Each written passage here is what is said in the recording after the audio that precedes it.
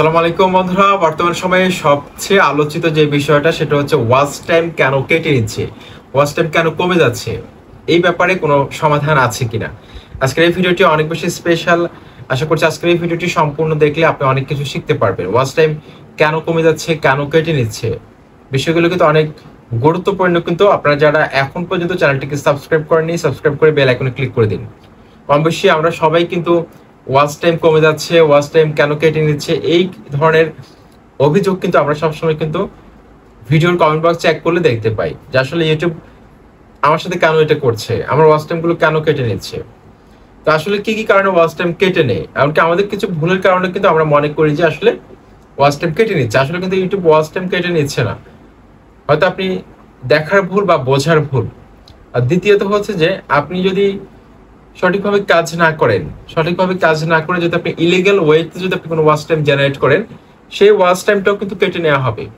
সেই ওয়াচ টাইমটা কখনো আপনার মনিটাইজেশন ট্যাবের মধ্যে জমা করবে না ইউটিউব। ওকে, এখন আমি আপনাদেরকে যেটা দেখাবো, আমার আরেকটা চ্যানেল দিয়ে আপনাদেরকে বোঝাই, তাহলে আপনারা বুঝতে পারবেন। এখানে ওয়াইটি স্টুডিও অ্যাপসের মধ্যে আসার পর এখানে আর্ন সেকশনে ক্লিক করলাম। ক্লিক করার পর এখান থেকে আমি আমার ওয়াচ টাইমটা দেখতে পাচ্ছি। এখানে সরি, এই যে 4000 ঘন্টার মধ্যে এখানে 122 ঘন্টা ওয়াচ টাইম কিন্তু আমার এখানে দেখতে পাচ্ছি। এখানে দেখতে পাচ্ছি 122 ঘন্টা। আবার যখন আমি ডেস্কটপ ভার্সনে, অর্থাৎ গুগল ক্রোম ব্রাউজারটিকে যখন আমরা ডেস্কটপ মোড করে আমরা studio.youtube সেকশনে যাই, সেখানে আমরা দেখতে পাই যে আরেক রকম দেখাচ্ছে। এখন আমরা কোনটা সত্য মনে করব? ঠিক আছে, এইরকম একটা সিদ্ধান্তহীনতার মধ্যে আমরা রয়েছি। তারপর এখানে ড্যাশবোর্ডের মধ্যে ক্লিক করলাম। ক্লিক করার পর আবার এখানে দেখতে পাচ্ছি যে ওয়াচ টাইম 103 ঘন্টা। এখন অনেকেই কিন্তু কনফিউশনের মধ্যে পড়ে যায় যে আসলে আমরা কোনটা বিশ্বাস করবো, আসলে আমাদের ওয়াচ টাইম কি কেটে নিচ্ছে কিনা। এক এক জায়গায় এক এক রকম দেখাচ্ছে। এই বিষয়গুলো কিন্তু অনেক গুরুত্বপূর্ণ। দেখুন, ওয়াচ টাইম কেটে নেওয়ার ক্ষেত্রে বেশ কিছু কারণ থাকতে পারে। যেমন ধরুন, আমি বেশ কিছু কারণ বলবো, তারপর ফাইনাল একটা সলিউশন বলে দিব। দেখুন, ওয়াচ টাইম কেটে নেওয়ার ক্ষেত্রে আপনি যদি নিজের ভিডিওকে নিজে অত্যধিক পরিমাণে দেখেন, একের অধিক দেখেন, আপনি সর্বোচ্চ একবার অথবা দুইবার দেখতেই পারেন একটা ভিডিওকে, নিজের ভিডিওকে। সেটা চেক করার জন্য হতে পারে, সেটাকে স্বাভাবিক হিসেবে ইউটিউব ধরতে পারে। কিন্তু এর বেশি যদি আপনার ভিডিওকে আপনি ওয়াচ করেন, বারবার ওয়াচ করে যদি আপনি ওয়াচ টাইম বাড়ান, সেক্ষেত্রে কিন্তু আপনার যে ওয়াচ টাইমটা জেনারেট হবে, সেটা পরবর্তী সময়ে 48 ঘন্টার মধ্যে যখন আপডেট হবে, তখন কিন্তু আপনার এই ওয়াচ টাইমটা কেটে নেওয়া হবে, ডিলিট করে দেওয়া হবে। আপনার মনিটাইজেশন ট্যাবের মধ্যে সেটা যুক্ত করা হবে না। তারপর অত্যধিক পরিমাণে যদি আপনি শেয়ার করেন, অত্যধিক পরিমাণে যদি আপনার ভিডিওকে শেয়ার করেন, সেখান থেকে যে ওয়াচ টাইম গুলো আসবে, দেখা যাচ্ছে যে এত বেশি পরিমাণে আপনি শেয়ার করেছেন ইমোতে, তারপর হচ্ছে যে হোয়াটসঅ্যাপে, তারপর হচ্ছে যে আপনি স্টোরির মধ্যে শেয়ার করেছেন, সেখান থেকে হয়তো দেখা যাচ্ছে কয়েক সেকেন্ড দেখে দেখে অডিয়েন্সরা বের হয়ে চলে আসতেছে। সেই ওয়াচ টাইম গুলোকে হয়তো ইউটিউব কাউন্ট নাও করতে পারে। ঠিক আছে, কারণ এগুলো হচ্ছে যে স্প্যাম হিসেবে ধরতে পারে। এক্সটার্নাল লিঙ্ক থেকে যদি, এক্সটার্নাল সাইট থেকে যদি বেশি পরিমাণে ওয়াচ টাইম আসে, সেক্ষেত্রেও কিন্তু এগুলোকে ইউটিউব ভালো চোখে দেখে না। অর্থাৎ আপনার 100% আপনার ভিউজ, ওয়াচ টাইম ফেসবুক থেকে এসেছে, এটা কিন্তু ইউটিউব ভালোভাবে দেখে না।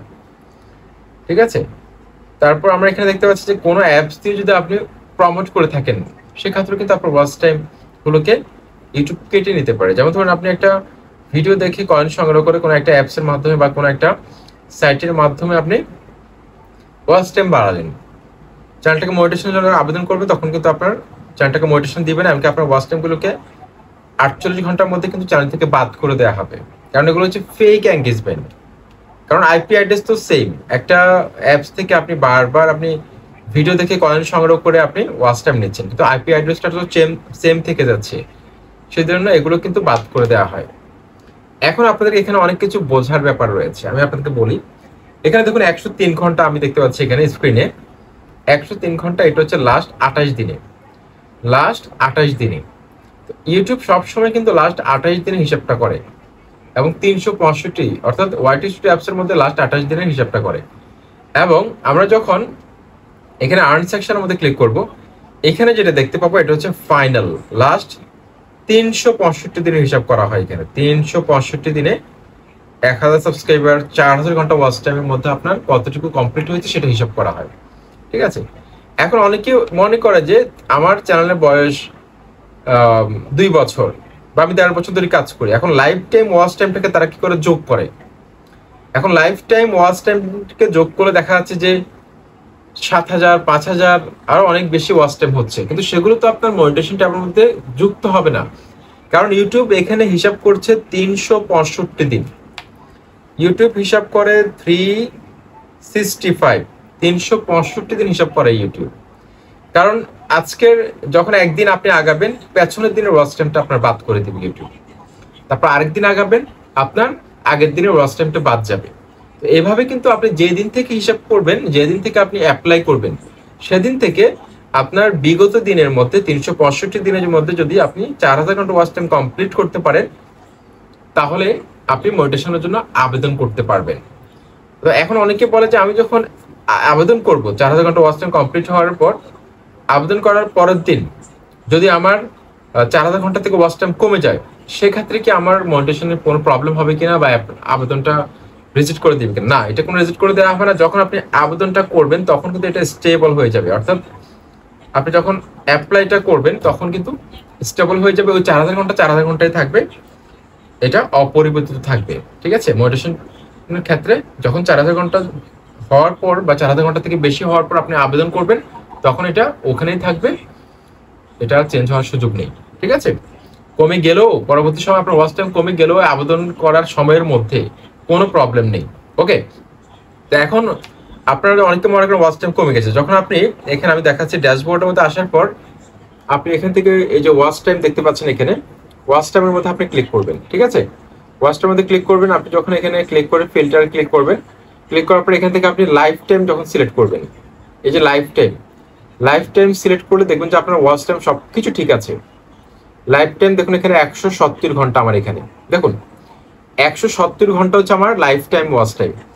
তারপরে এখান থেকে যদি আমি 365 দিন ফিল্টার করি, এই যে দেখুন 365 দিন যদি আমি ফিল্টার করি, আমি দেখতে পাচ্ছি এখানে 170 ঘন্টা কিন্তু হয়েছে, কারণ আমার এই চ্যানেলটা এখন পর্যন্ত 1 বছর হয়নি, 365 দিন বয়স হয়নি। আমার এই চ্যানেলটা এখন 3-4 মাস বয়স হবে, এরকম হবে। তো এখন দেখুন আপনি যখন লাইফ টাইম করে দেখবেন তখন দেখবেন যে আপনার ওয়াচ টাইম ঠিক আছে। তারপর ওয়াচ টাইম কমে যেতে পারে যদি আপনি কোনো একটা ভিডিওকে ডিলিট করে দেন বা আনলিস্টেড করে রাখেন, বা আপনি কোনো একটা ভিডিওকে প্রাইভেট করে দেন, সেই ধরনের ভিডিওর ওয়াচ টাইম কিন্তু কমে যেতে পারে। ঠিক আছে, তারপর আবার অনেকে বলে যে ওয়াচ টাইম কেন কমে গেল। যেমন ধরুন আপনি গুগল অ্যাডওয়ার্ডের মাধ্যমে আপনার ভিডিওকে আপনি বুস্ট করলেন, সেই বুস্ট করা ভিডিওর কিন্তু ওয়াচ টাইম বুস্ট চলাকালীন সময় কিন্তু আপনার ওয়াচ টাইমগুলোকে কাউন্ট করা হবে না। যখন আপনার এই ক্যাম্পেইনটা শেষ হয়ে যাবে, তখন শেষ হওয়ার পর যদি কোনো অডিয়েন্স ওয়াচ করে ইউটিউবে ইমপ্রেশন পাঠানোর পর, সেক্ষেত্রে কিন্তু ওয়াচ টাইমগুলোকে কাউন্ট করা হবে। তারপর লাইভ স্ট্রিমিং এর ক্ষেত্রেও কিন্তু আমরা অনেকেই ভুল ভাবি, আমরা অনেকে মনে করি যে আমার ওয়াচ টাইমটা কমে যাচ্ছে। লাইভ স্ট্রিমিং করার সময়, লাইভ স্ট্রিমিং অর্থাৎ লাইভে থাকার সময় কিন্তু আপনার ওয়াচ টাইমটা কাউন্ট করা হবে না মনিটাইজেশন ট্যাবের মধ্যে।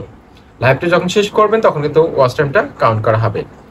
তো এই ব্যাপারগুলি হচ্ছে আসলে ওয়াচ টাইম আসলে কমে যায় না, আমাদের অনেক সময় বোঝার ভুল, আমরা অনেক সময় বুঝতে পারি না, যার কারণে আমরা এই ধরনের কমেন্টগুলো করে থাকি। আশা করছি আপনাদের এই রিলেটেড যত ধরনের কোয়েশ্চেন রয়েছে, কোয়ারিজ রয়েছে, আশা করছি আমি দূর করতে পেরেছি। আসসালামু আলাইকুম।